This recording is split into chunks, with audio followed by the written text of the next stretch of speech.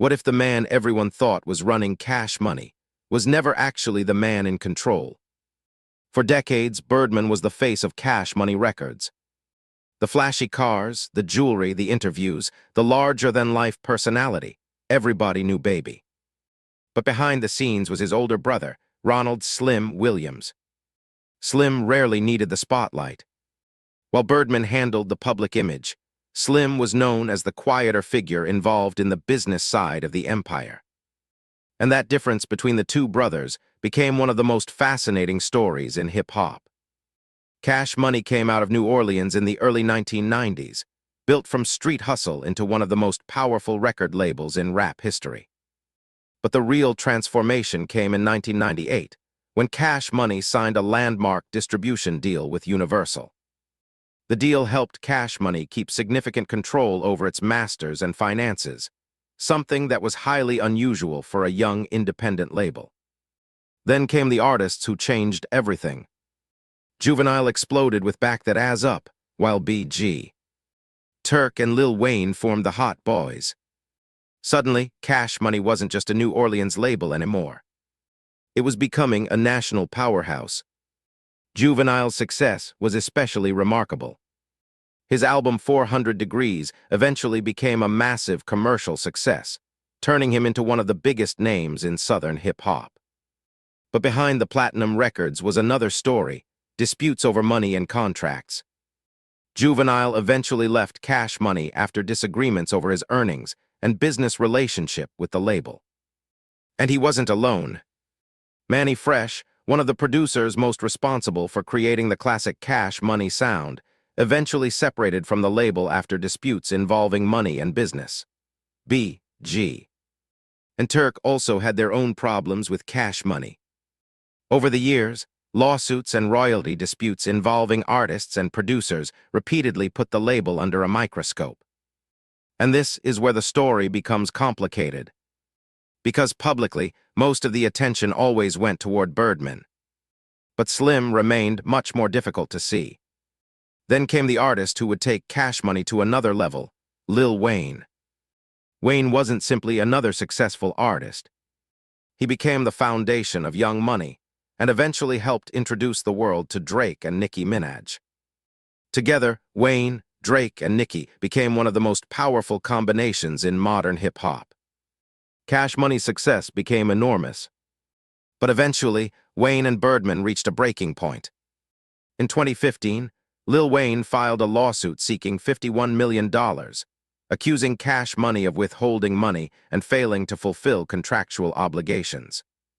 The dispute also involved delays surrounding Thaw Carter v. Wayne's frustration became public, and the relationship between him and Birdman appeared to deteriorate rapidly. At one point, Wayne even talked publicly about his options for getting out of his contract. The situation became one of the biggest business stories in hip-hop. And while fans focused on the conflict between Wayne and Birdman, questions about the wider Cash Money business structure continued. Other artists and producers had also taken legal action over royalties and payments at different points. That included producers connected to major Cash Money releases. The pattern created a reputation that followed the label for years. Huge records, huge artists, huge money, but constant disputes over who was actually getting paid. Then came another major chapter. Drake became one of the biggest artists on earth. Nicki Minaj became a global superstar. Lil Wayne remained one of the most influential rappers of his generation. And Cash Money had helped build all three. Birdman later claimed that Drake, Nicki, and Wayne had generated billions in business for Cash Money. Whether every figure is interpreted the same way depends on how the money is calculated. But there is no question that the Young Money era transformed the financial scale of the company. Yet the bigger the empire became, the bigger the disputes became. Wayne eventually reached a settlement with Cash Money in 2018, allowing him to move forward with greater control over Young Money. The legal battle was finally over. But Cash Money's controversies didn't end there. There were also disputes involving Drake's business relationships, producers, royalties, and other people connected to the label's massive catalog. And through much of it, Slim remained far less visible than Birdman. That's what makes his role so interesting. Birdman was the person fans saw. Slim was associated with the business side. Birdman gave interviews. Slim generally stayed out of the spotlight. Birdman became the target of diss tracks, jokes, and criticism. Slim rarely became the center of that public attention. And that created a powerful image around him, the quiet businessman behind one of hip-hop's biggest independent success stories. But there was another moment that brought the Cash Money world into even darker territory. In 2015, Lil Wayne's tour bus was involved in a shooting in Atlanta. The incident led to a major criminal case involving Jimmy Winfrey, who eventually pleaded guilty to charges connected to the shooting. The case also generated intense speculation because of its connection to tensions surrounding Wayne and Cash Money. However, it is important to separate allegations and speculation from what was actually proven in court. The shooting became another chapter in the increasingly complicated story surrounding Wayne's relationship with the people around Cash Money. And while the public drama continued, Birdman's own financial problems became another major storyline. His Miami mansion was eventually involved in foreclosure proceedings, creating a dramatic contrast with the extravagant lifestyle that had become part of his public image. The image of luxury, power, and unlimited money suddenly looked much more complicated. Then came the criticism from outside the Cash Money family. Rick Ross released Idols Become Rivals, taking direct aim at Birdman and criticizing how he believed Cash Money had treated Lil Wayne. The song reignited old conversations about contracts, royalties, and the relationship between artists and record labels. But once again, Birdman received most of the attention. Slim remained much less visible. And that brings us back to the original question. Was Slim really the hidden mastermind controlling everything? That's where we have to be careful.